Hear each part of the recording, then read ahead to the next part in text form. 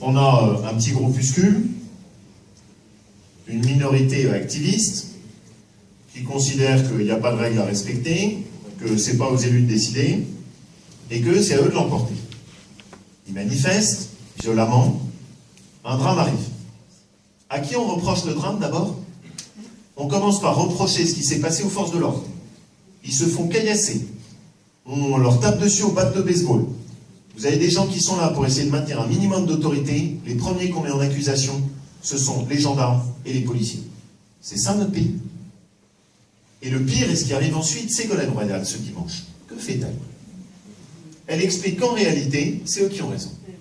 Que le projet du barrage n'est pas un bon projet, et qu'elle pense qu'il faudrait retirer ce barrage. Comment voulez-vous ensuite tenir la République? Comment voulez-vous tenir la République quand on aboutit à donner une prime à ceux qui sont dans la violence? Quand on aboutit à donner une prime à ceux qui sont casseurs? Quand on donne le sentiment à ceux qui précisément contestent l'ordre et le minimum de respect qu'on doit avoir les uns avec les autres, et qu'en plus, c'est eux qui finissent par l'emporter. Quand une ministre de la République donne droit ainsi à des gens qui sont violents, qui manifestent par l'agression, qui avancent cagoulés avec des battes de baseball, des pierres et des gaz lacrymogènes, et qu'à l'arrivée, c'est eux qui l'emportent, eh bien, on ne peut pas tenir la République comme ça. C'est une honte, ce qu'a fait Ségolène Royal ce dimanche. Et écoutez-moi bien, vous risquez d'avoir une multiplication de ces manifestations violentes, parce qu'ils leur ont donné droit. Et parce que c'est eux qui l'ont emporté contre une ministre et contre des élus. C'est pas comme ça que vous tenez un pays. Elle a changé d'avis. En plus, elle a changé d'avis. Ça, c'est extraordinaire. Parce que, vous avez raison, hein. Parce qu'il y a 3 semaines, elle disait pas pareil. Maintenant, elle a changé d'avis. Ouais. Vous savez ce qu'on appelle ça chez moi. Hein. Il y avait Edgar Faure, je crois qu'il disait ça très bien, c'est pas la girouette qui tourne, c'est le vent qui chante. Bon. L'école, la question de la justice, l'autorité, le système social. Je voulais vous faire une petite lecture. J'espère que vous avez un peu de temps. Hein. C'est la lecture de tous les nouveaux impôts que vous avez pris en 2 ans. J'espère que vous avez un peu de temps quand même. Hein. Défiscalisation des heures supplémentaires qui sautent. Augmentation du taux de taxation sur l'intéressement et la participation pour les gens qui travaillent. Passage aux augmentations de cotisations pour les gens qui ont des salariés à domicile. Alourdissement des droits de succession. Hausse des cotisations vieillesse, vous prenez 0,1 point par an jusqu'en 2017. Abaissement du plafond du quotient familial. Gel de l'impôt sur le revenu, ce qui a fait que toute une série de Français qui ne payaient pas d'impôt sur le revenu se sont retrouvés à payer des impôts sur le revenu. Ça, c'était le menu de 2012. Maintenant, je passe à 2013, c'était la pause fiscale. Abaissement du plafond du quotient familial. Division par 2 de la prestation d'accueil du jeune enfant pour des familles qui ont le malheur de faire encore des enfants dans notre société. Fiscalisation de l'abondement des entreprises qui aident leurs salariés à avoir une complémentaire santé. Augmentation du malus automobile. Je passe à la 2e page. Hausse de la TVA, on a quand même oublié, vous avez pris une hausse de la TVA. Fiscalisation de la majoration de 10% des retraités qui ont eu la bêtise d'avoir 3 enfants ou plus et qui ont ainsi contribué à permettre à notre pays d'aller de l'avant. 2014, ils avaient prévu la suppression des bourses au mérite. Heureusement, l'UNI et l'ensemble de nos étudiants se sont mobilisés dessus. Ils ont réussi à faire casser en justice cette décision. On peut les applaudir parce qu'ils se sont bien battus. Division par 3 de la prime à la naissance à partir du 2e enfant. Renforcement des exigences sur les modes de garde. Report du premier versement de l'allocation de base sur la prestation d'accueil du jeune enfant. Modulation des allocations familiales en fonction du revenu. Réforme du capital d'essai. Augmentation de 2 centimes par litre de la taxation sur le gazole, comme si on n'avait pas assez. Augmentation de 3 € de la redevance télé après toutes les augmentations précédentes. Augmentation du tarif de la SNCF, augmentation du tarif du gaz, augmentation du tarif de l'électricité, suppression de l'APL pour les nouveaux acquéreurs qui leur permettaient d'être aidés sur l'accession à la propriété. Vous vous rendez compte? Vous avez pris 25 milliards d'euros dans la vue. Jamais on a payé autant d'impôts dans notre pays. 25 milliards d'euros. Et qu'est-ce qui me dégoûte dans tout ça? Qui paye? Qui paye? C'est les syndicats de la CGT qui payent? C'est ceux qui ont leurs petits régimes spéciaux et qui font la clientèle des socialistes? Non. Ceux qui payent, c'est toujours les mêmes. Ceux qui payent, c'est vous. Ceux qui payent, c'est ceux qui travaillent. Ceux qui payent, c'est ceux qui ont travaillé pendant leur vie. Ceux qui payent, c'est cette France des classes moyennes que moi je défends, qui en a ras-le-bol d'être systématiquement ceux pour lesquels on est au rendez-vous quand il y a des augmentations d'impôts et qui sont toujours oubliés quand il s'agit d'aides. Ceux auxquels on remet en cause toutes les aides de la République, c'est eux. Ceux qu'on est en train de décourager, c'est la France qui travaille. Et le principal reproche que je fais à François Hollande, c'est d'avoir tapé sur ceux qui permettent à notre pays d'avancer. C'est d'avoir découragé ceux qui travaillent. C'est d'avoir réduit la différence entre celui qui se lève le matin pour aller travailler et celui qui reste chez lui. Et ce à quoi on aboutit, c'est qu'on met un pays la tête à l'envers parce qu'on a détruit notre relation au travail. Et ça, c'est le plus grave pour moi, parce qu'un pays qui n'a plus de relation au travail, un pays dans lequel celui qui va travailler chaque jour pour élever ses enfants n'en a pas la juste récompense à la fin du mois, c'est un pays qui est en train de devenir fou. C'est ça qu'on est en train de faire à la France, et c'est comme ça qu'ils sont en train d'abîmer la République. 4 ou 5% de croissance, pas de problème pour intégrer les gens et faire en sorte que chacun puisse trouver sa place. Quand vous vous retrouvez en revanche dans un pays qui n'a plus de croissance, dans lequel nos jeunes ne trouvent plus d'emploi, c'est de la folie de croire que vous pouvez continuer à accueillir autant d'étrangers dans la période de crise dans laquelle on vit que dans la période des années 70 dans laquelle on vivait. Et pourtant, c'est ce qui se passe. Par le biais des différentes mesures qu'on a, nous avons autant d'étrangers qui rentrent en France aujourd'hui, légaux et illégaux, qu'au moment des années 70. C'est la première folie, c'est la première chose qui ne va pas. Il faut fixer les quotas d'immigration en fonction du taux de chômage et de la réussite de l'emploi et de l'activité économique. Vous ne pouvez pas avoir la même approche quand vous êtes en crise profonde et que vous n'avez pas besoin d'autant d'immigration que quand vous étiez en période de croissance. La première chose.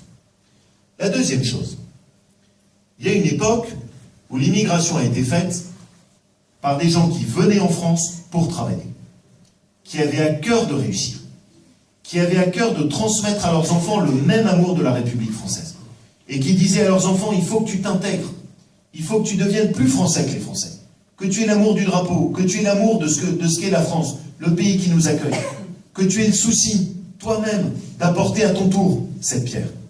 Et on a encore aujourd'hui, évidemment, une partie des gens qui viennent chez nous et qui continuent à transmettre ces mêmes valeurs.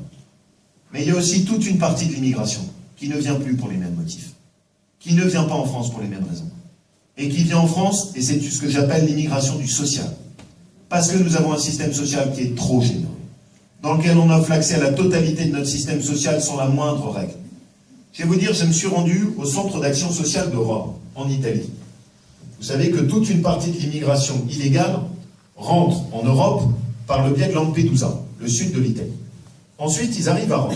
À Rome, qu'est-ce qui se passe? Ouais, les Italiens, ils sont pas bêtes. Ils mettent sous les yeux des étrangers en situation irrégulière des formulaires avec les différentes langues, dans lesquels ils font la comparaison entre le système social italien et le système social français. Alors ils disent, écoutez, c'est très simple, vous êtes en Italie, vous n'avez pas accès au système d'assurance santé. Vous êtes en revanche en France, vous avez accès par le biais de l'aide médicale d'État, même si vous êtes en situation irrégulière, automatiquement au système de santé. Vous êtes en Italie, vous n'avez pas de revenu minimum. Vous êtes en France, vous pouvez empocher le RSA tout de suite, sans condition, même si vous n'avez jamais travaillé. Parfait. Vous êtes en Italie, vous n'avez pas de retraite minimum ni de minimum vieillesse. Vous êtes en France, vous pouvez empocher le minimum vieillesse tout de suite. Qu'est-ce que vous préférez entre les deux? La France. Très bien. Eh bien, on vous offre un billet de train. C'est véridique, hein? Un billet de train Rome-Nice, au revoir, direction la France. Et c'est ça ce qui se passe aujourd'hui. C'est que notre immigration du travail a été remplacée par une immigration du social, dans laquelle on a des gens qui viennent en France, il ne faut pas leur reprocher, hein, c'est nous qui faisons un système stupide. Ils viennent en France parce que notre système est beaucoup trop généreux. Là, il faut repartir sur des bases qui soient saines. Les bases qui soient saines, c'est que vous n'avez pas accès au système de solidarité nationale si vous n'avez pas travaillé un minimum. Le système minimal, c'est que quand vous êtes en situation irrégulière, désolé, mais on ne va pas en plus vous offrir l'accès à notre système de santé dans des conditions encore plus favorables que les étrangers qui sont en situation légale. Et que si jamais vous voulez pouvoir bénéficier de la solidarité nationale, bah merci, mais il faut avoir au minimum cotisé 5 ans, parce que sinon, c'est pas possible. La solidarité nationale, c'est quand même pas un tiroir-caisse. Ça, c'est une évidence de base qu'on doit rappeler, sinon on continuera à être submergé par une immigration qui n'est pas de même nature. Ceux qu'il faut encourager, c'est ceux qui viennent pour travailler. Ceux qu'il faut décourager, c'est ceux qui viennent pour bénéficier du système social beaucoup trop généreux. On pouvait le faire dans les années 70, on n'a plus les moyens aujourd'hui, et ben il faut avoir le courage de le dire.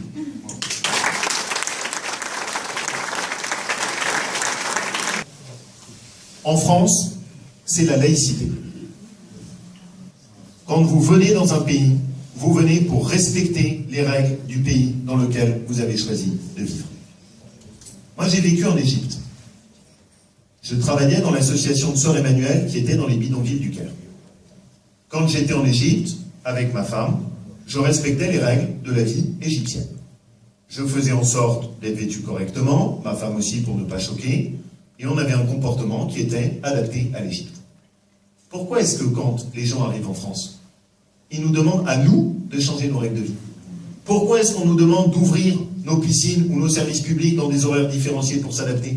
Au nom de quoi est-ce qu'on irait mettre des repas différenciés dans nos écoles et dans nos cantines? Au nom de quoi est-ce qu'on tolérerait de devoir changer la façon dont se passent les mariages ou les cérémonies civiles dans les mairies? Ça n'est pas acceptable.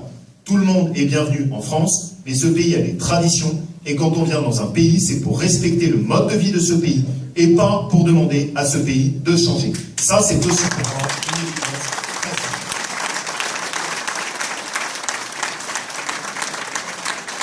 Sois lucide sur l'état actuel de l'Europe. Moi, je suis européen. Je crois dans l'Europe et je crois dans la nécessité d'être ensemble. Je pense d'ailleurs que le FN fait une lourde erreur en proposant de se replier sur l'échec française, parce que quand vous avez face à vous la Chine, l'Inde, les États-Unis, qu'en plus Marine Le Pen propose d'abandonner l'euro, bon courage. Vous rentrez chez vous, vous regardez votre compte en banque, vous vous dites super, le FN qu'est-ce qu'il me propose? De sortir de l'euro pour basculer au franc. Votre compte en banque, je peux vous assurer qu'il n'aura pas la même valeur quand on sera sur le franc tout seul que quand on est avec l'Allemagne. Vous faites votre plein d'essence, vous pensez à moi, l'essence ça s'achète en dollars. Si vous avez une monnaie faible, c'est-à-dire si on a le franc tout seul, bah votre pétrole vous l'achèterez beaucoup plus cher, vous pouvez vous attendre à avoir 30 à 40% de plus sur le plein de pétrole, c'est les évaluations qui sont faites. Et puis enfin, quand vous empruntez, bah votre capacité à emprunter pas cher, elle dépend de la confiance que font les gens dans votre monnaie. Si vous êtes tout seul avec la France, avec tous les déficits qu'on a et toutes les dettes qu'on a, je peux vous assurer que l'impact immédiat que vous aurez, souvenez-vous, les taux d'intérêt qu'on avait à l'époque du franc, c'était combien? 10%? 12%? Même à une certaine époque 14%, c'est monté jusqu'à 14%. Vous imaginez déjà aujourd'hui la ruine que ça représente quand vous voulez devenir propriétaire et que vous voulez acheter votre appartement, ce que ça représentera avec les propositions de Marine Le Pen de sortir de l'euro et de revenir au franc, quand vous devrez sortir 14% de taux d'intérêt à la banque pour pouvoir acheter quoi que ce soit. Bon courage. Hein, Marine Le Pen, moi, très bien, elle veut être jugée sur ses propositions, pas en juge sur ses propositions. Mais il faut bien expliquer aux Français ce qui aura à l'arrivée dans leur vie quotidienne avec le FN qui arrive au pouvoir. En revanche, nous aussi, on doit pouvoir dire les choses. L'Europe, ça ne marche plus. Ça ne marche plus. Moi, j'ai été ministre des Affaires européennes. Quand vous mettez 28 pays autour de la table et que vous avez récupéré la Pologne et la Bulgarie, et que tout ce petit monde fonctionne avec la liberté de circulation, et que vous avez des entreprises polonaises qui peuvent venir travailler en France en appliquant les règles du droit du travail polonais et les charges sociales polonaises, et qu'elles viennent faire de la concurrence aux entrepreneurs de chez nous et aux salariés de chez nous, il ne faut pas s'étonner qu'à l'arrivée, les Français soient plus très enthousiastes à voter pour l'Europe. Quand vous vous retrouvez à avoir une Europe qui a plus de haine contre nos propres entreprises, et qui, dans nos marchés publics, n'est même plus capable de donner une préférence communautaire, ce qu'on faisait il y a encore 15 ans, et qui dit « Ah non, quand il y a une entreprise étrangère qui est moins chère, on prend la moins chère », non.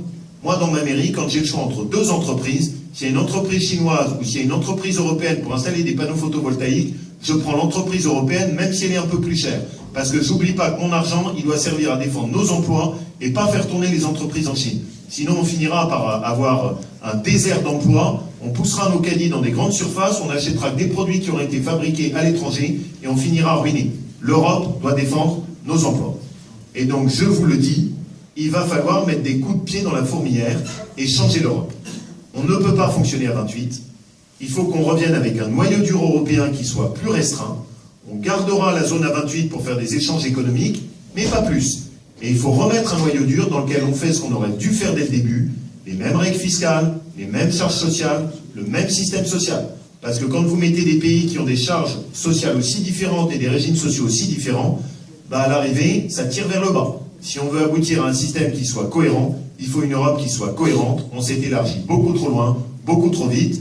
Il faut que ça cesse. On doit remettre une Europe qui soit cohérente avec différents niveaux, à 28 pour faire des échanges économiques, mais un noyau dur plus petit, 6 ou 12, dans lequel on fait vraiment du travail en commun et où on accepte de se défendre. Voilà, ça aussi, il faut être capable de le dire simplement. Aujourd'hui, vous travaillez au SMIC, en fait, vous perdez de l'argent. Dans bien des cas. C'est-à-dire que si vous comptez un peu de travail au noir que vous rajoutez, l'APL, les différentes prestations sociales, si en plus votre mairie vous en met un bout, le fait que si vous travaillez, vous payez pour le voyage scolaire du petit ou pour l'inscription à la crèche, et qu'à l'inverse, si vous ne travaillez pas, tout ça est gratuit, vous faites votre compte à l'arrivée, quelqu'un qui travaille en France, il perd de l'argent. Pour moi, c'est le sujet majeur du pays aujourd'hui. Le sujet numéro 1, c'est ça. Parce qu'à l'arrivée, vous le retrouvez sur vos charges.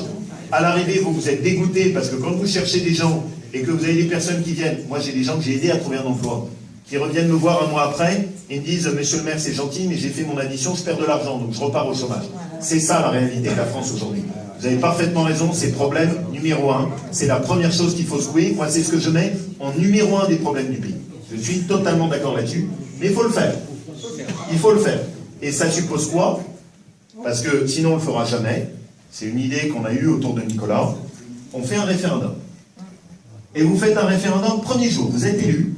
Dans la foulée des législatives, on fait un référendum. Et on demande aux Français.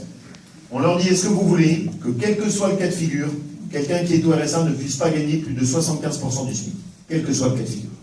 Vous faites un référendum, vous dites toute personne qui est au RSA, 5 heures de travail d'intérêt général, toute prestation sociale, contrepartie. Moi, ce que je pense, c'est que les Français, eux, ils sont beaucoup plus lucides que nous. Ils sont beaucoup plus déterminés que nous. Et le problème, c'est les politiques qui sont couards et lâches, c'est pas les Français. Les Français, c'est plus les Français des années 90, ils veulent que le pays change.